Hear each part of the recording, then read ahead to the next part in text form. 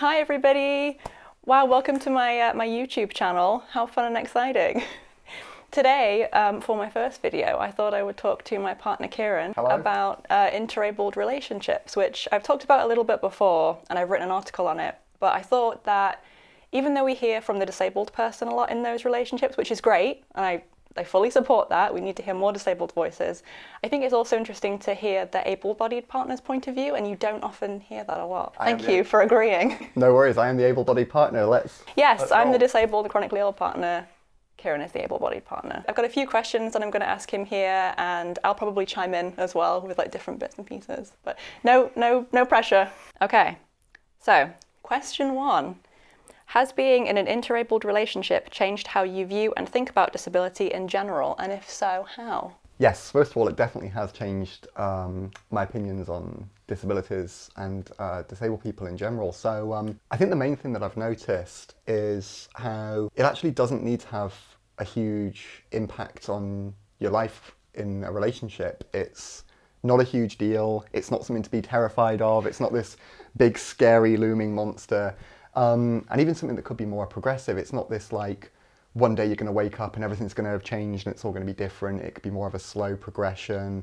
And it's something that like you don't really need to make massive adjustments in your life for always. It doesn't need to make kind of a big difference to, you know, things that you enjoy or your hobbies or your interests or anything like that. I think the big thing that I learned actually from being in a relationship with you is the things that people do and don't find helpful. I think there's a big thing in like among able-bodied people of what people assume that people with a disability will find super helpful. I think a lot of people see it as like, oh, if I, you know, hold the door for someone or if I like pick up their bags, I'm some kind of a hero. I should get like a big pat on the back. I should get a medal, a trophy, some kind of pillar of the community award. Again, I'm not speaking for everyone and everyone's got their own different opinions and attitudes, but I think a lot of the time it's more a case of people do value their independence as well, and that's something that you really need to recognise. So rather than being seen of like, oh, I'm doing everything for you, let me pick that up for you, or do you need me to wipe your brow? I think instead it's important to ask your partner what they may or may not need help with and kind of address it accordingly.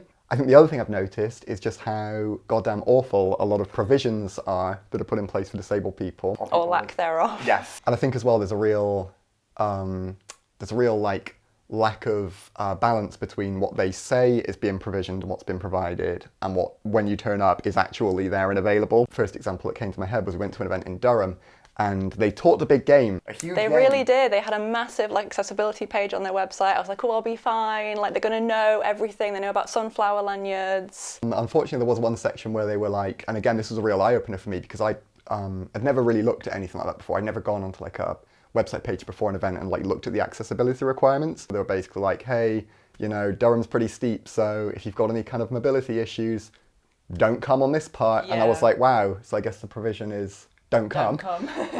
Miss out on like, and it was also the very big, it was like a lights festival, so like the big installations were the ones that they were kind of just like, oh, just don't come. Yeah, which is a real shame, obviously, if it's something you're really excited for and then you see on the website either I'm going to have to struggle or I'm going to have to just not come to this particular event. They talk about, oh, we recognise the sunflower lanyards, come and see us at this special sunflower building. So we went in and inquired about where the accessible toilets might be, and panic ensued. Well, I went first and it was locked. It was like a radar key, and I was like, oh, I'll have to go and speak to them.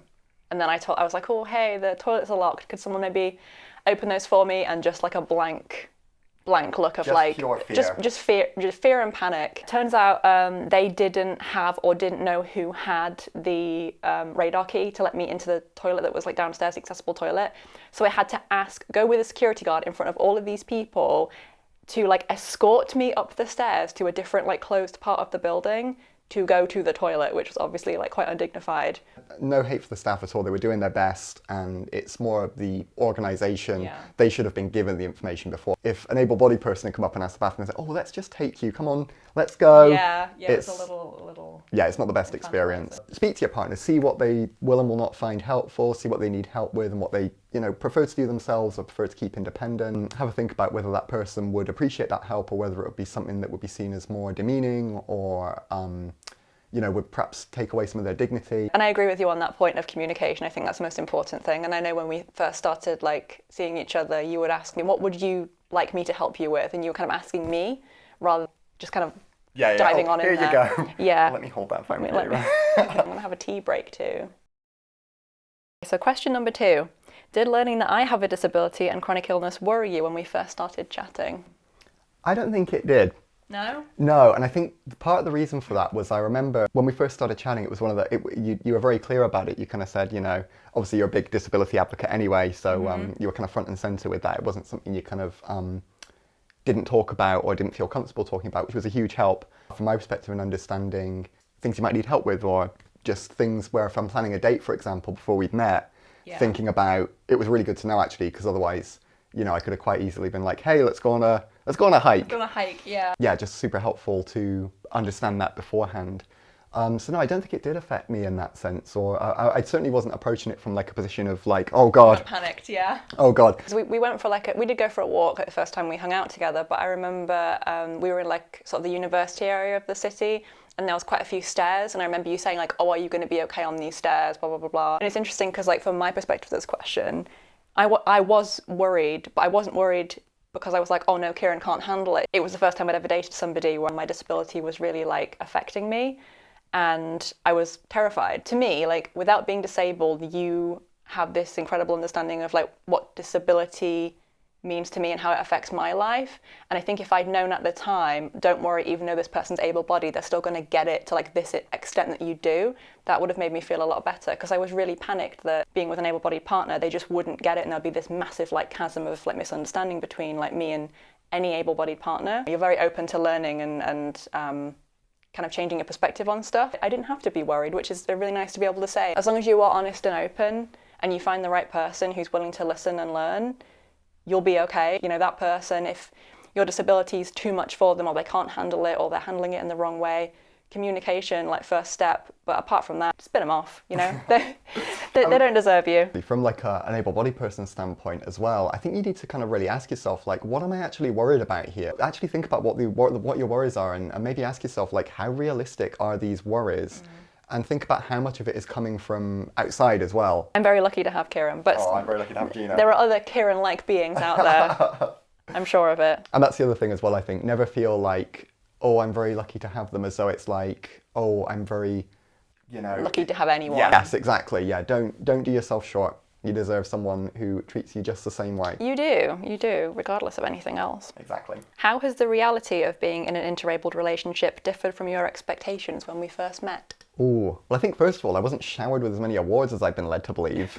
I was told there was this whole perception that I'd be, you know, people would be bowing down in front of me and, you know, throwing laureates at me and... I'd be rolling out the red carpet. So, yeah, didn't receive as many awards as I thought. Yeah, the reality's been pretty similar to what I was expecting, to be honest. There's a lot of wonderful times. Oh, that's very sweet. There's certain small adjustments that you can make. What you need to consider as an able-bodied person entering into an interabled relationship is kind of think like, hey, these small adjustments I'm making to help out my partner and improve their quality of life, they're going to do the same thing for you in other ways.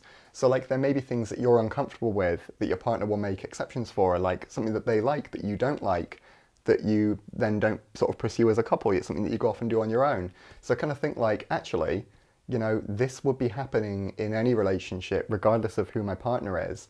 So why is it any different that it's because your partner has a disability and maybe not be capable of doing those things, or might not always be capable of doing those things? Something else that I kind of learned as well is that when you have a disability, not every day is the same. I remember when we very first started talking, actually, you mentioned spoons to me. Yeah, for able-bodied people that might not be aware, it's the idea that like every day you start out with a certain amount of spoons, and I'm sorry if I'm messing up the analogy here, but yeah, any task during the day, take away some of those spoons, and when you've got none left, you're going to be exhausted and you're going to have to start borrowing them from the next day. And I think that was really helpful to me in that, like, if you're having a day where you start off with low spoons, it's going to be different from a day when you're starting off with, you know, a higher amount of spoons and you're able to do a lot more. Don't be afraid of like, oh, we might have to, you know, adjust plans sometime, because like that's what you have to do in a relationship. You have to sometimes adjust plans. And yeah, so I think it's been pretty similar to the your expectations? Yeah, just apart from the lack of awards, again, if anyone... Don't worry, I'm sure it's on its way to you in the mail. Okay, so the next one is, do you think there are any advantages to being in an interabled relationship? I mean, obviously there are for me. Yeah, there are actually, because there's certain things that Gina's really good at, and I think certain things that she's very perceptive towards that someone who is able-bodied wouldn't necessarily pick up upon. It'll be things like for example, if I'm feeling like really tired and I'm like maybe pushing through something that I shouldn't do, or like pushing myself in a way that's probably not healthy, obviously someone that's a pro spoon manager is going to be very perceptive to that and kind of see like, oh, hey, maybe slow down a little bit. Yeah. And that's something that maybe someone else wouldn't pick up upon, and might also have like maybe a more harmful mindset of like, yeah, just power through. So that's been really helpful. That's a good point. And also just being like, I think you naturally are very caring anyway, but have like a heightened sense of that from like the self-care that unfortunately you regularly have to deliver yourself. Yeah. And I think taking care of your own needs as well, because it's something that I can definitely have found myself going to like sacrifice in order to do something else. Mm-hmm. And then it's been Gina that's kind of said like, oh, hey, maybe, you know, you got to look after yourself. Yeah, maybe slow down. You got to look after yourself. And I think that's something that, like say someone who's able-bodied might be a bit like, oh yeah, he'll just power through. Yeah. My little self-care professional present at all times, which is really lovely. And obviously, you know, I haven't even mentioned it yet, but, you know, being able to cut in line. Yeah, being able to cut in line, that's very true.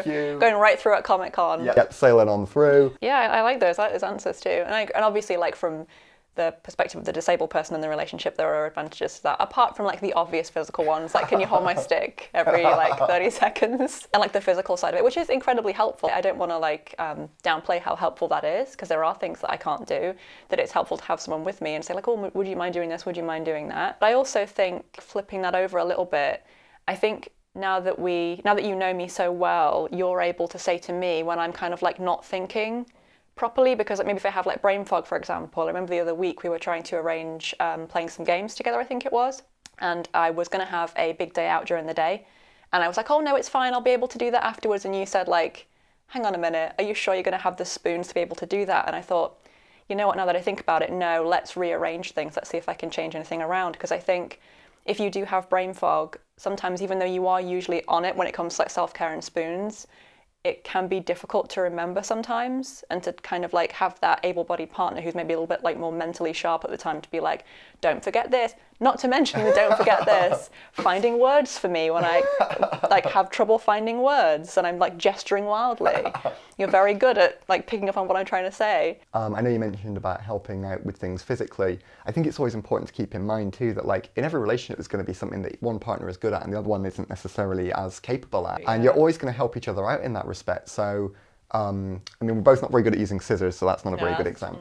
Not very good. No, I'm not very good at that either. But there'll be certain things like I'm not very good with stuff that requires like very gentle like detail, or very like I could be a bit like ham-fisted with things. So that's something that Gina really helps out with me. Yeah, you bring your own capabilities to it. That's part of the joy of it. And I think don't do yourself short just because you need some help with some physical parts, because your partner will need help with stuff that isn't necessarily physical that you're super good at. That's true, yeah. And I think disabled or not, again, like you say, everybody brings something different to a relationship, and you wouldn't beat yourself up for saying, oh, I can't lift this like massive box, even if you were maybe able-bodied and it just wasn't kind of your thing. But I think the fact that like maybe some of us, because we are disabled, we attribute not being able to do that as like, oh, it's because I'm disabled, when like in reality it's like, even if I were not disabled, would I be able to lift this big heavy box? Probably not. I'm not like the strongest person in the world anyway, you know, regardless of like any disabilities or like energy limiting conditions that I might have. So I think, yeah, just being aware that you do bring things to the relationship. And I struggle with that sometimes too, and I know you help me with that a lot. It's something that we talk about a lot.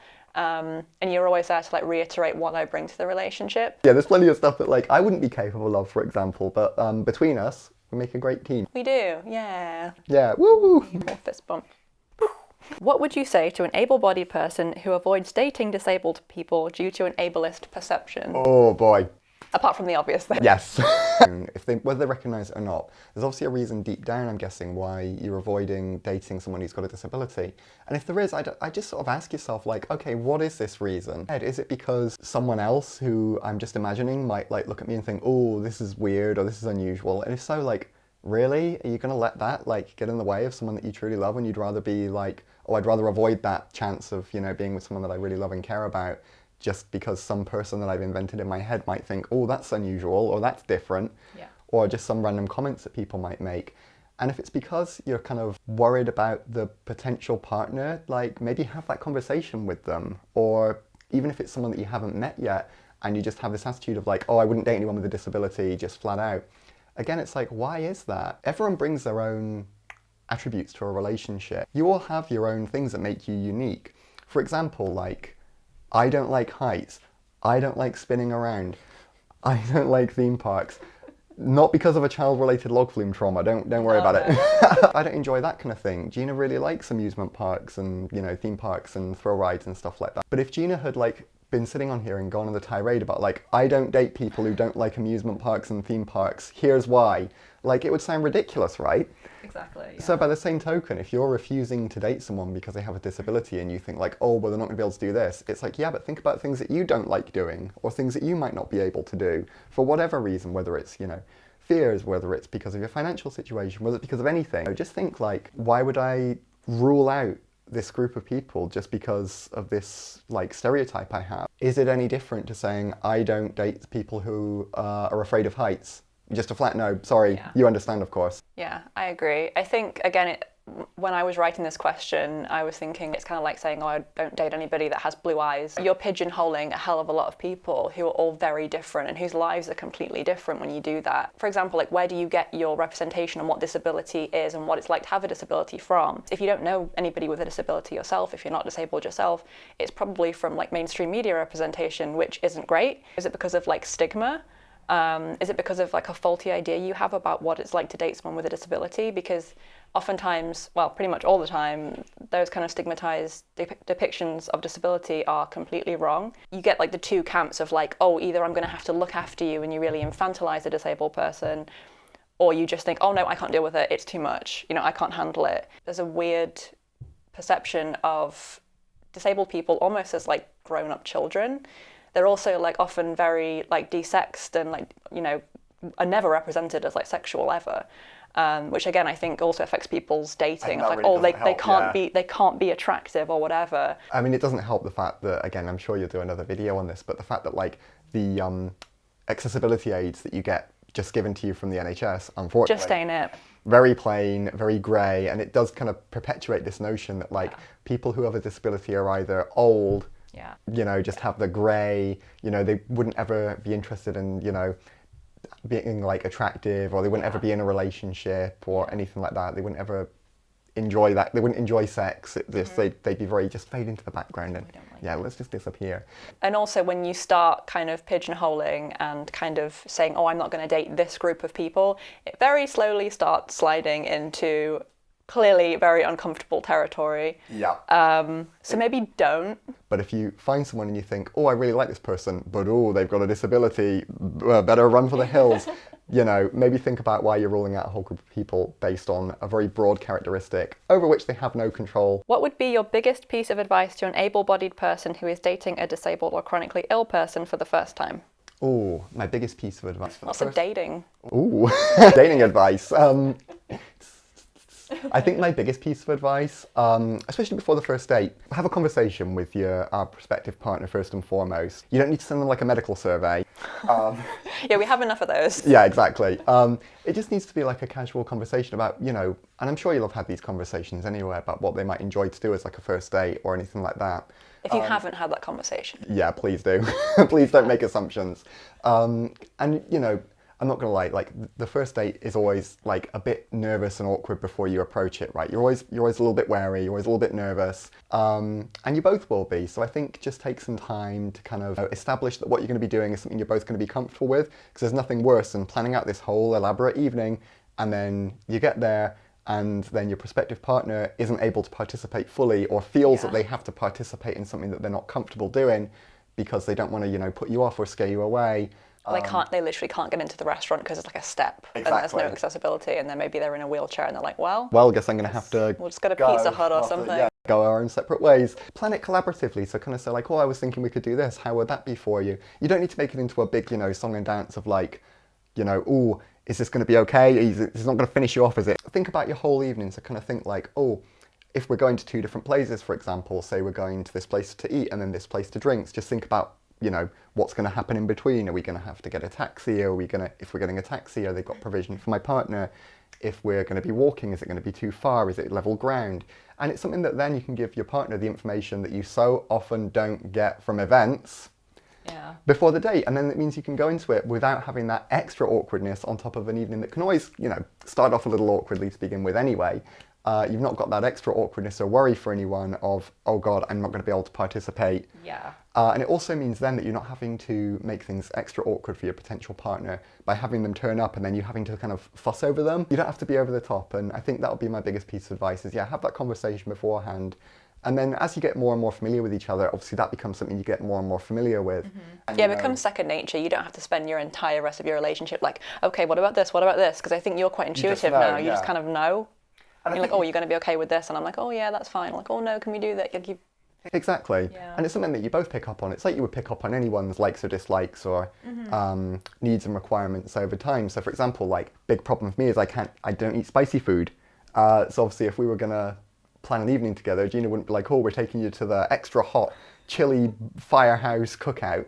Because obviously she would know that that's not something that I would enjoy. Yeah, just before that first date, take away that extra element of uncertainty and just have that conversation. It's a great icebreaker too, I guess, before you've had that first meetup. You kind of know a bit about each other without having to do a really awkward makes for less kind of like, oh dear, I haven't thought about this or that, or like, oh no, what if this happens? Like, you've already covered it. And there's no moment in the evening where you're like, oh no, we're not going to be able to get from here to here. And Gina will be able to provide some insight on this actually. Would that make you feel like it was my fault? Yeah, and they shouldn't have to have that mindset, but it's difficult to get away from, isn't it? It is. I think also just frankly, like having the able-bodied partner, having done some research on the accessibility of where you're going beforehand is such a nice break to like not have to worry about that or not have to look it up. Yeah, definitely don't put the onus on your partner with a disability. Don't go like, oh, you find somewhere then. You just find it. Yeah, that's probably, I'm guessing that's probably not the best approach. No. I mean, everybody's different, but for me, I wouldn't love that. Or you just find something that's good for you and I'll just go along with it. Because again, it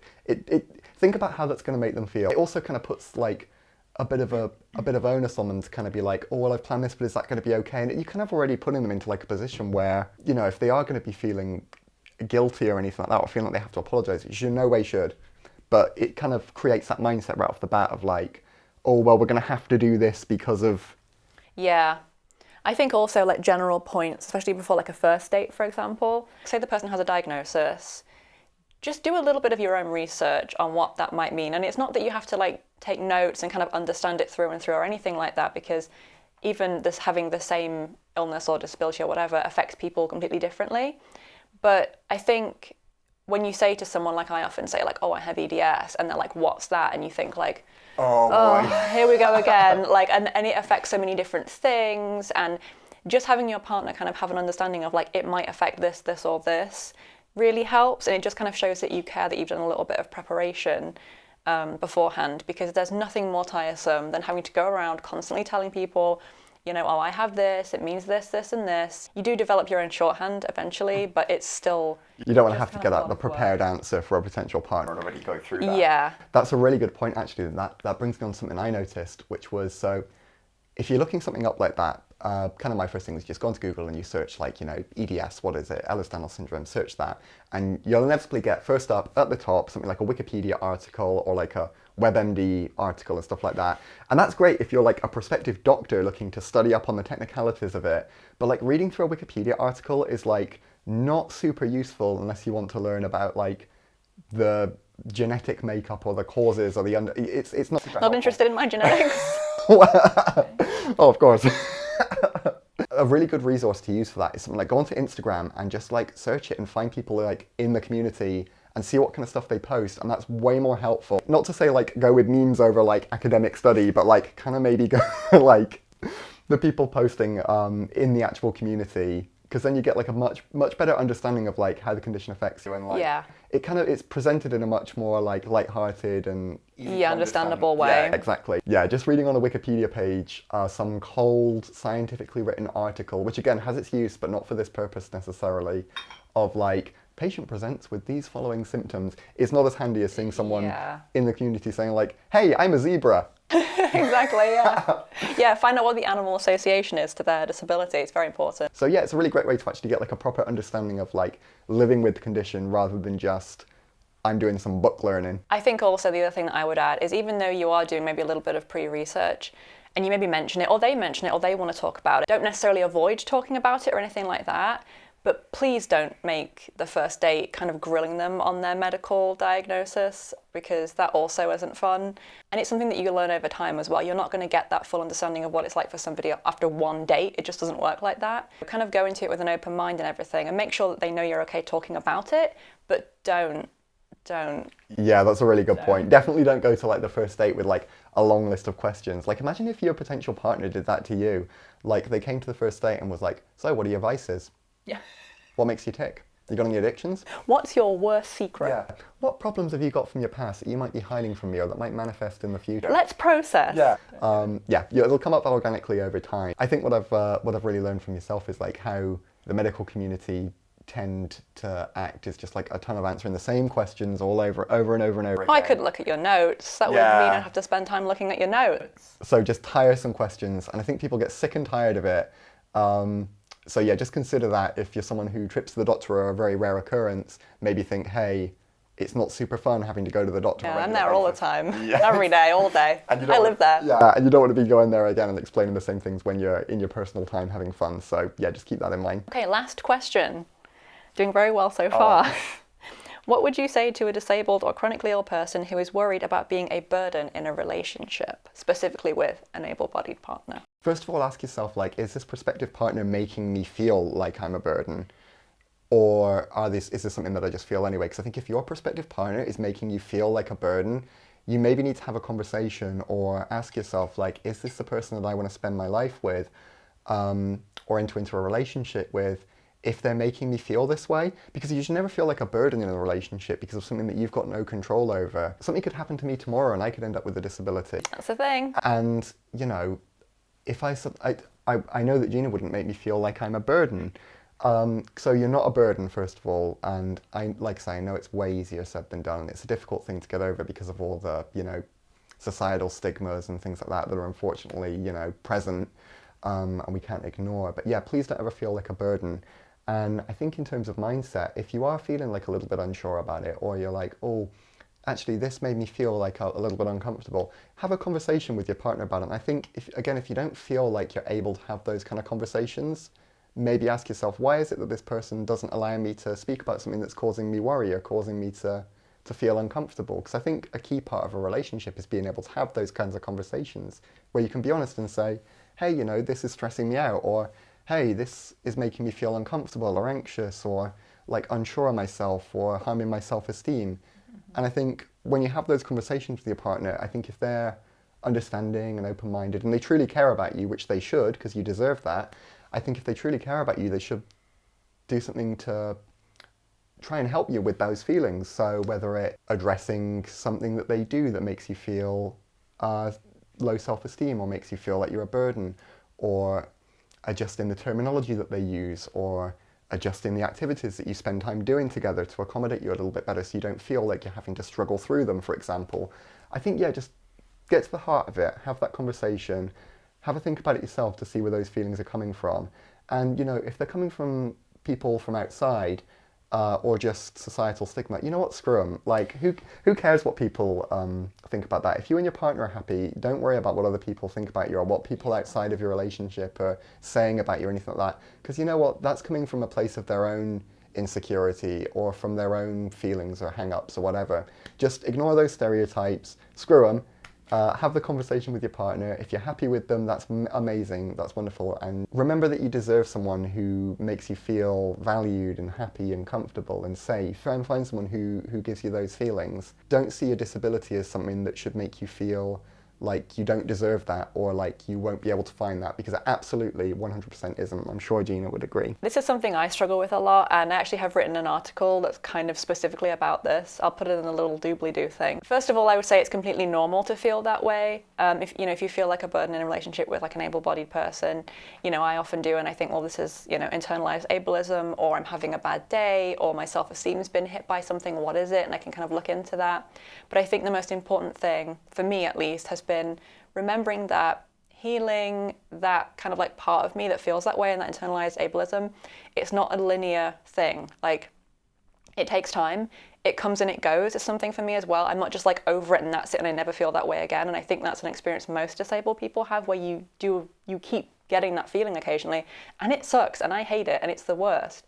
But having a partner that you can communicate with and talk to honestly. I do that with Kieran, so if I'm feeling that way, I'll often come to you and I'll say, oh, can we talk about something? Very in tune with your own feelings. Yeah, I'll say, well, I feel like a burden, or like, I think it was this, or I think it was that. And having conversations with them, as you said, is really, really important, specifically if it's something to do with maybe terminology or something your partner has said or done.